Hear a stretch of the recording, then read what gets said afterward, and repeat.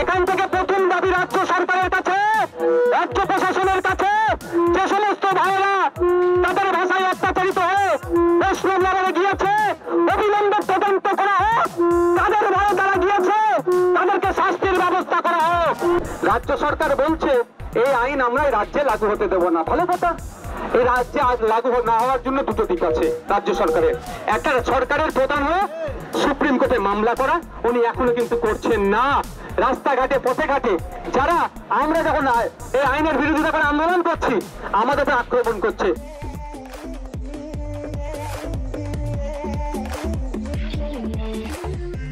আজকের আমাদের এই মিছিলে আসতে গিয়ে অনেক সমস্যা করেছে, অনেক ডিস্টার্ব করেছে।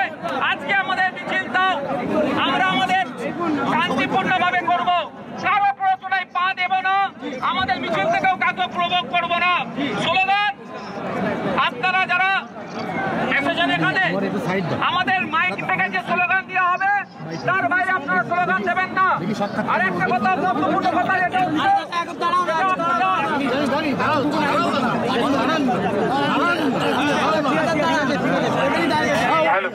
হ্যালো, আপনাদেরকে যেটা বলা হচ্ছে আপনারা লাইন দিন, আপনারা লাইন দিন। কপালে বিভিন্ন স্লোগান থেকে যারা একটি বেঁধে নিয়ে এসেছেন ওগুলোকে আপনারা খুলে রাখুন। যারা বিভিন্ন স্লোগান লিখে ব্যক্তি বেঁধে এসেছেন ওগুলো খুলে নিন। মাইক পাওয়া গেল না।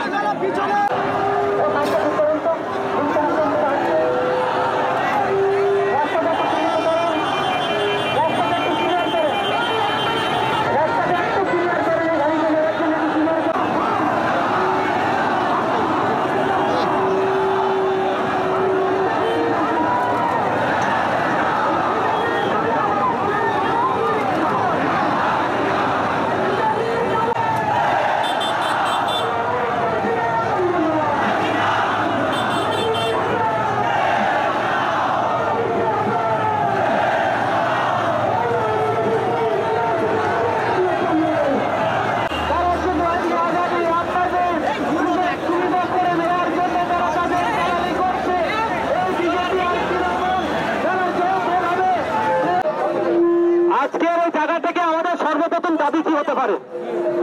সর্বপ্রথম আমাদের দাবি, শামশেরগঞ্জ বা ধুলিয়ান থেকে নাকি আমার প্রতিবেশী, আমার কিছু ভাই প্রাণের ভয়ে নাকি পালিয়ে নাকি তাদের উপর অত্যাচার হচ্ছে, তারা বৈষ্ণবনগরে গিয়ে আশ্রয় নিয়েছে। এখান থেকে প্রথম দাবি রাজ্য সরকারের কাছে, রাজ্য প্রশাসনের কাছে, যে সমস্ত ভাইয়েরা তাদের ভাষায় অত্যাচারিত হয়ে পশ্চিমবঙ্গে গিয়েছে, অবিলম্বে তদন্ত করা হোক। তাদের ভয়ে তারা গিয়েছে, তাদেরকে শাস্তির ব্যবস্থা করা হোক।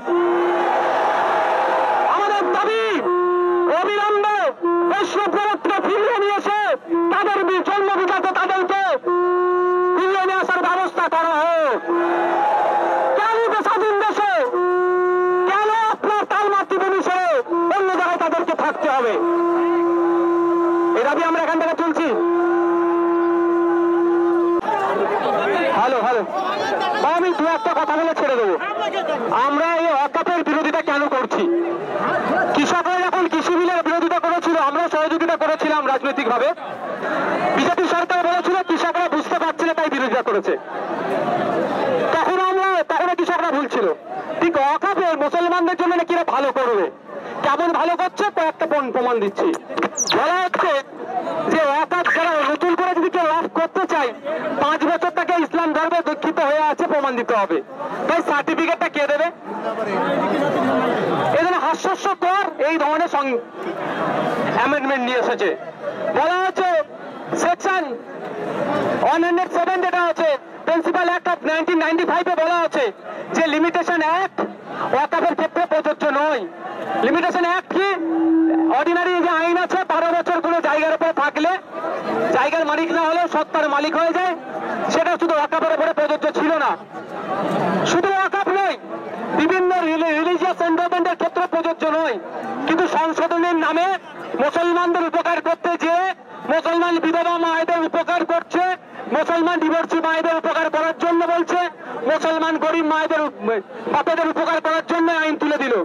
যে কেউ যে কোনো জায়গায় বসে গিয়ে ওয়াকফে বসে গিয়ে বলে যদি আমি 12 বছর আছি ডিসপুটেড ল্যান্ড হয়ে গেল, মামলা হয়ে গেল, শুরু হয়ে যাবে, মানে মামলার দিকে এগিয়ে দিল। আর কেন আমরা বিরোধিতা করছি?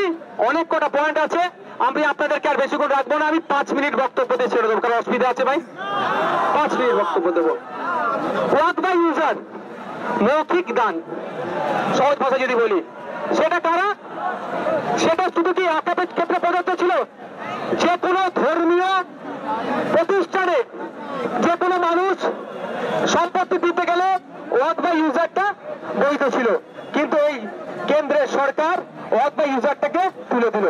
ফলে যে সমস্ত সম্পত্তিগুলো মৌখিক দান করা আছে সেইগুলোকে এরা এবার কেড়ে নেবে।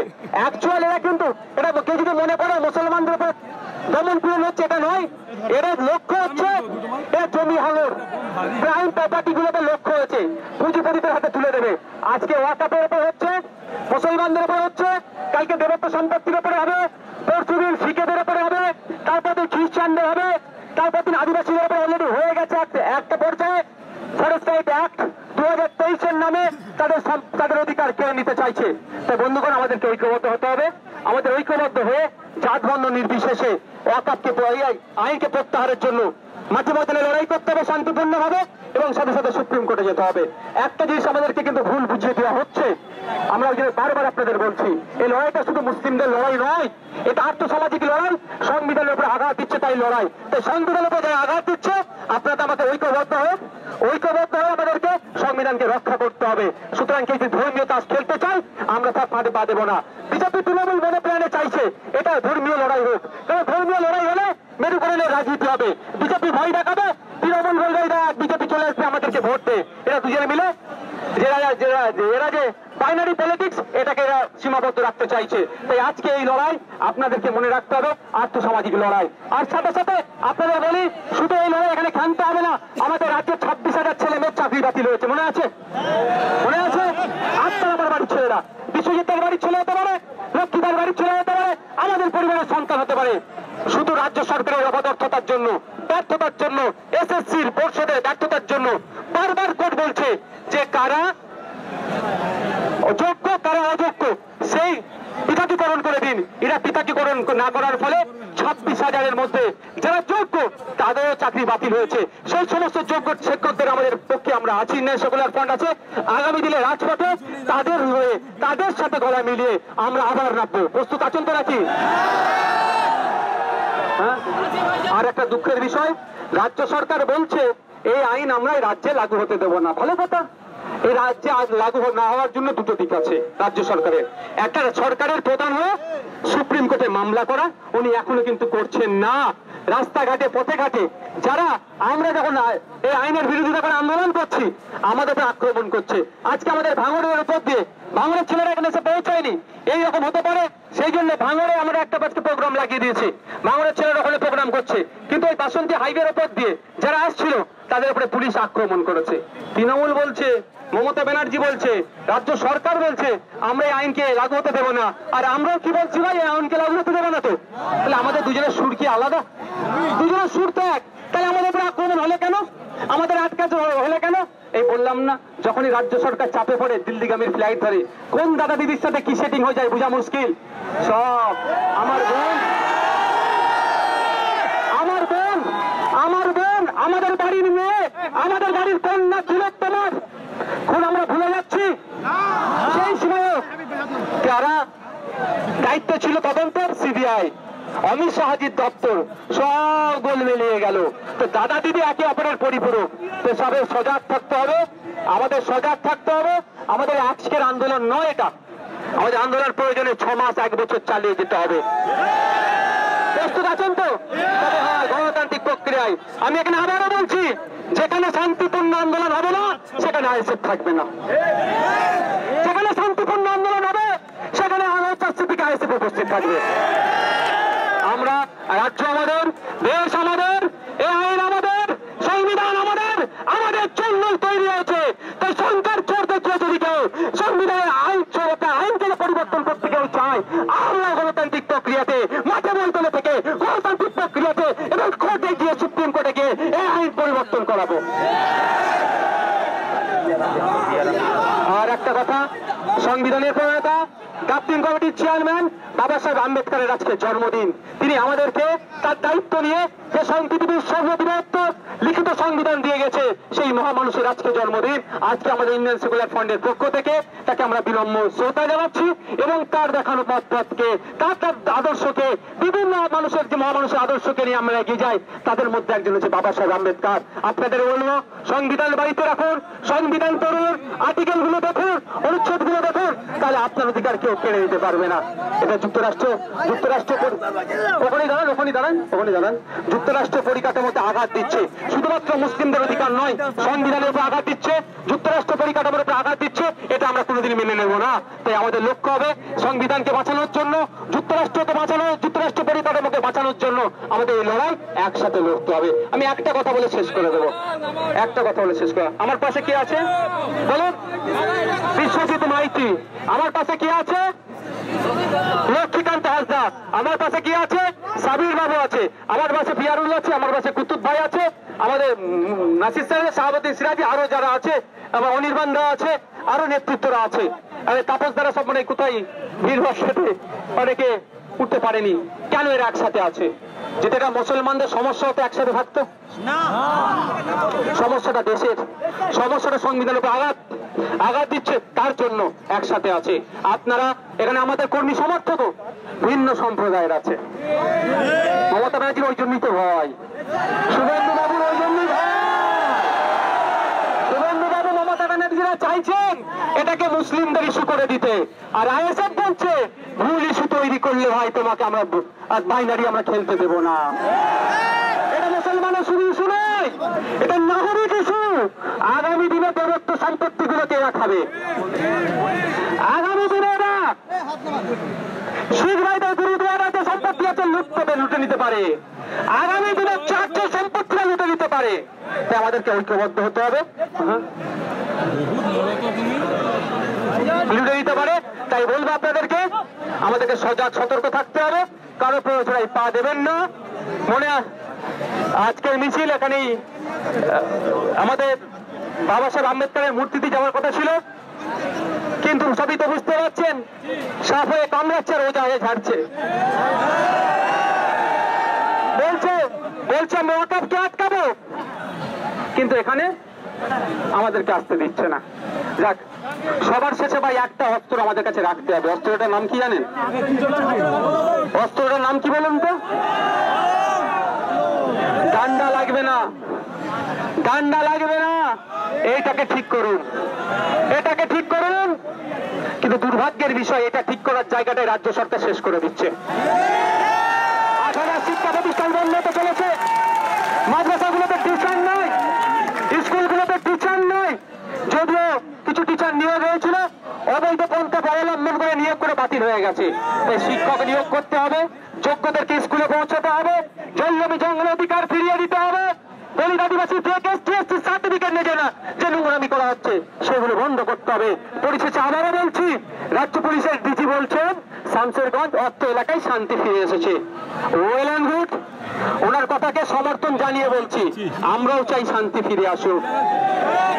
কিন্তু তেমন শান্তি ফিরে আসছে তখনই হবে যখন মন্দিরের ঘন্টাটা শামশেরগঞ্জে ঠিকঠাক বাজবে, যখন মসজিদের আজানটা ঠিকঠাক হবে শামশেরগঞ্জে, তখনই জানবো শান্তি ফিরে এসেছে। যখন আমি বলবো শামশেরগঞ্জের এক মুসলিম মানা বলতে পারে রাতের ডুপ্লিকেট ড্রেস পরে এসে অত্যাচার চালিয়েছে বা প্রশাসনের ড্রেস পরে এসে অত্যাচার চালিয়েছি, এটা বলা যখন বন্ধ হবে তখনই জানবো শান্তি ফিরে এসেছে। তখনই আমি জানবো শান্তি ফিরে এসেছে যখন বৈষ্ণবনগরে যারা গিয়েছে তারা নাকি তাদের অভিযোগ তাদের উপরে অত্যাচার হয়েছে, বৈষ্ণবনগর থেকে তারা তাদের মাতৃভূমিতে যখন ফিরে আসবে তখন অস্বস্তিকে স্বীকার করবে শান্তি ফিরে এসেছে। এটা রাজ্য সরকারের কাছে আমি বলে রাখলাম, অবিলম্বে মন্দির মসজিদে আপনার ঘন্টা থেকে আজান যাতে দ্রুত হয় তার ব্যবস্থা হোক, এবং সাথে সাথে আমাদের যার ভাইরা ক্ষতিগ্রস্ত হয়েছে রাজ্য সরকার দায়িত্ব নিয়ে তাদের ক্ষতিপূরণ করুক। কেন বললাম গোয়েন্দা দপ্তর ব্যর্থ হয়েছে। নওশাদ সিদ্দিকী মিছিল করতে যাবে, কোন রাস্তাতে লোক আসবে সব জানতে পেরে গেলেন আপনারা, সে রাস্তায় আটকে দিচ্ছেন। নওশাদ সিদ্দিকীর নেতা কোথায় আছে? নওশাদ সিদ্দিকীর নেতা কোথায় আছে? গত রাত থেকে গিয়ে তাদের বাড়ি বাড়িতে পুলিশ গিয়ে বলছে তোদের মিটিংটা ক্যান্সেল হয়ে গেছে রে, এইটা বলাতে আপনারা পাচ্ছেন, নওশাদ সিদ্দিকীর নেতা খুঁজে পাচ্ছেন, তাহলে একটা এলাকায় অশান্তি হয় আপনারা গোয়েন্দা বিভাগ কি করছে? গোয়েন্দা বিভাগ যদি ব্যর্থ হয় তাহলে তুলে দিন, ওএলএক্সে বেঁচে তো পেঁয়াজ নিয়ে নিন, ওএলএক্সে বেঁচে নিন, আর নাহলে আমাদেরকে দায়িত্ব দিন। আমার পুলিশ, বেঙ্গল পুলিশ, আমার ক্যালকাটা পুলিশ সাফিসিয়েন্ট না থাকলেও ভ্যাকান্সি প্রচুর, বেচারিদেরকে 16 ঘন্টা 18 ঘন্টা ডিউটি করতে হচ্ছে, তার বিরুদ্ধেও আমরা বেচারিদেরকে দিয়ে দিচ্ছি না ঠিকঠাক, তার বিরুদ্ধে বিধানসভায় আমি বারবার সোচ্চার হয়েছি, দিয়া হোক দিয়ে। তারপরে বলছি আমাদের যা পুলিশ আছে যদি নিরপেক্ষ কাজ করতে দেয় না, দাঙ্গাবাজদের মেরে ঠান্ডা করে ফেলবে আমার পুলিশ। আমাদের পুলিশ, ক্যালকাটা পুলিশ, আমাদের বেঙ্গল পুলিশ, আমাদের গর্ব। কিন্তু দুর্ভাগ্যের বিষয় রাজনীতিকরণ হয়ে যাচ্ছে, ফলে দাঙ্গাবাজদের জন্য লাঠিটা পেছন দিকে রাখছে, আর যারা সংবিধানকে প্রতিষ্ঠা করার চেষ্টা করছে, সংবিধানের উপর আক্রমণ হচ্ছে, যাগুলোকে আটকানোর চেষ্টা করছে তার বেলায় লাঠি তুলছে। বন্ধুগণ, এর জবাব আমরা কবে দেবো? গণতান্ত্রিক প্রক্রিয়াতে। এই আন্দোলন শুধু 2026-কে সামনে রেখে নয়, এই আন্দোলন 6 মাস 1 বছর চললে অসুবিধা হবে কারো? আগামী দিনে কলকাতায় আমরা অবস্থান বিক্ষোভ করব, শান্তিপূর্ণ অবস্থা আসবেন। আজকে এখানে বক্তব্য এখানে শেষ করছি। যেমন আপনারা শান্তিপূর্ণ ভাবে কারো প্ররোচনায় পা না দিয়ে পুলিশ আক্রমণ করলো, আমাদের মাথা ফাটিয়ে দিল, তারপরে আমরা নির্দ্বিধায় পুলিশের মার খেলাম, কিন্তু পুলিশের দিকে আমরা তেড়ে গেলাম না।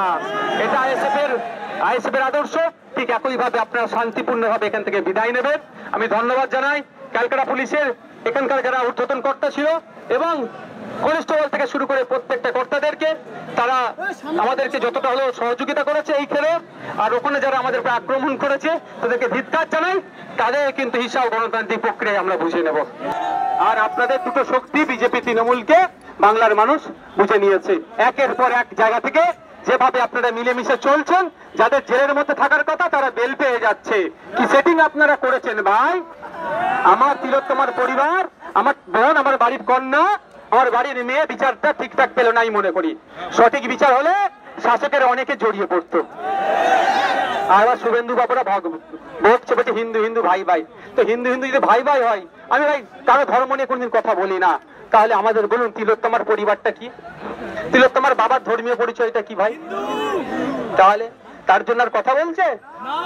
শুধু হিন্দু হিন্দু ভাই ভাই, আর ভোট মিটে গেলে কি বলবে? আর বলবো না? বুঝতে পারছেন তো? হিন্দু হিন্দু ভাই ভাই, আর উত্তরপ্রদেশে দলিত হলে মার খায়। হ্যাঁ, হিন্দু হিন্দু ভাই ভাই, দলিত হওয়ার জন্য পিটিয়ে মেরে দিচ্ছে, ভোটের জন্য ভাই ভাই। আমরা হিন্দু মুসলমান ভাই ভাই, জৈন খ্রিস্টান আদিবাসী ভাই ভাই, আমরা নাগরিক ভাই ভাই, আমাদের নাগরিক অধিকার আমরা প্রতিষ্ঠা করব। কৃষক আমার ভাই, দলিত আমার ভাই, মুসলমান আমার ভাই, আদিবাসী আমার ভাই, উচ্চবর্ণের মানুষ আমার ভাই, কৃষক বর্গের মানুষ আমার ভাই, আমরা মানুষ, আমরা নাগরিক, আমরা ভাই ভাই।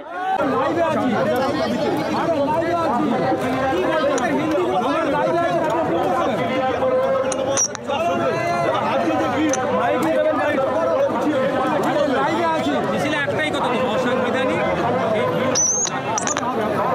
এটা শুধুমাত্র মুসলিম ধর্মের উপর আঘাত নয়, সংশোধনী নিয়ে এসেছে যেটা সংবিধানে সমাবদ্ধ সরাসরি আর্টিকেল 14, 15, 25, 26, 29 এই ধরনের আর্টিকেলটা আঘাত করছে। কিন্তু এই মিছিলে কথা বলছে আপনি নাকি মমতা বন্দ্যোপাধ্যায় মেজরিটির কাজ করছেন। শুভেন্দু অধিকারী আর বলার তো জায়গা আছে, এখানে তাপস ব্যানার্জি, বিশ্বজিৎ মাইতি, লক্ষ্মীকান্ত হাসদা, বিশ্বজিৎ ঘোষ, অনির্বাণ তলাওয়াত্র, অ্যাডভোকেট সাবিক সাহেব একসাথে যে লড়াই করছে, শুভেন্দু বাবুরা ভয় পাচ্ছে। বিভাজনের রাজনীতি করতে ওনারা পারবেন না, ওনারা চাইতো বিভাজনের রাজনীতি, বিভাজনের রাজনীতি, তো ওরা এটা পারবে না, সেই জন্য এটা ভয় পাচ্ছে। সরকার রক্ষা করার জন্য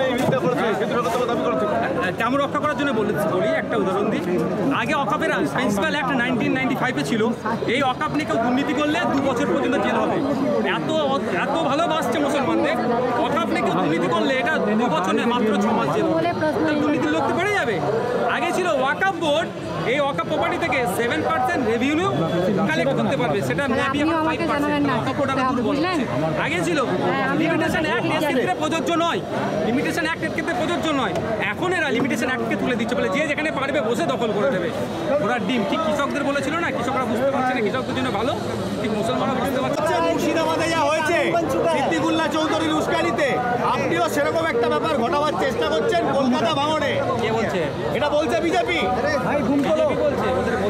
সকাল সন্ধ্যে যে বিষবাক্যগুলো হচ্ছে তাই নিতে হবে, শুধুমাত্র ঘৃণা করছে তাই নিতে হবে।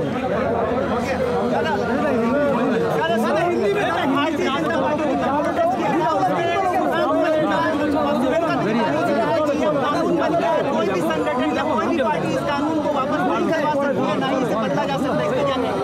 वो लोग तो बोल के आदमी को कोशिश कर रहे हैं, इसको माइंड को डाइवर्ट करने की कोशिश कर रहे हैं। देखिए बात कि आदमी के लिए है कानून के लिए आदमी नहीं है, आदमी के लिए कानून होते हैं।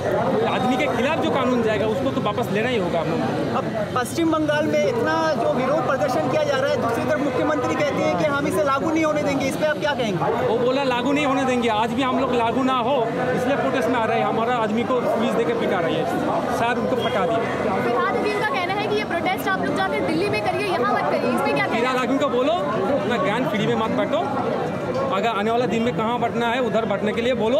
दिल्ली तो हम जाएंगे, अभी तो शुरुआत है, उनको बोलो। और उनको पूछो आपका जो एमपीज वहाँ पे वोट देने के लिए नहीं गए, उनके खिलाफ आप लोग पार्टी की तरफ से क्या उनके खिलाफ कार्रवाई कर रहे हो, उसको जवाब देने के लिए। मुर्शिदाबाद इन सब पे क्या कहेंगे? हम बोल रहे हैं जो किया है उसके जो किया है उनके खिलाफ कड़ी सजा होना चाहिए।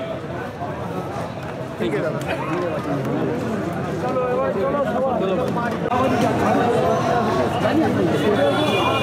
Welcome to tin Bangla. আজকে আমরা আইএসএফের একটা মিছিল কভার করতে এসেছিলাম। আইএসএফের লোককে ভাঙড় থেকে আসতে দেয়নি, প্রায় 1 লাখ লোককে আইএসএফের ওখানে ভাঙড়ে আটকে দেওয়া হয়েছে। এখানেও 1 লাখ লোক হয়েছিল, কিন্তু রামলীলা ময়দানেই আটকে দেওয়া হয়েছে, এদেরকে এদিক ওদিক কোথাও যেতে দেওয়া হয়নি। তো এখানে বেসিক্যালি আইএসএফকে পুলিশরা অনেক কিছু করতে দিচ্ছে না, এবং আইএসএফের ডেমোক্রেসি কতটা ক্ষুণ্ণ হচ্ছে এটা একটা প্রশ্ন হয়ে দাঁড়ায়। প্লিজ আপনারা ডিন বাংলা দেখবেন, ডিন বাংলা লাইক সাবস্ক্রাইব করবেন। ডিন ডেমোক্রেটাইজেশন নেশন টুডে এবং আমাদের ট্যাগলাইন আমাকে ওয়ান ইউর টাইম। আর আপনারা আমাদের অ্যাপ ডাউনলোড করবেন প্লে স্টোর থেকে, এখান থেকে আপনারা অনেক টাইপের ইনসাইট পেতে পারবেন।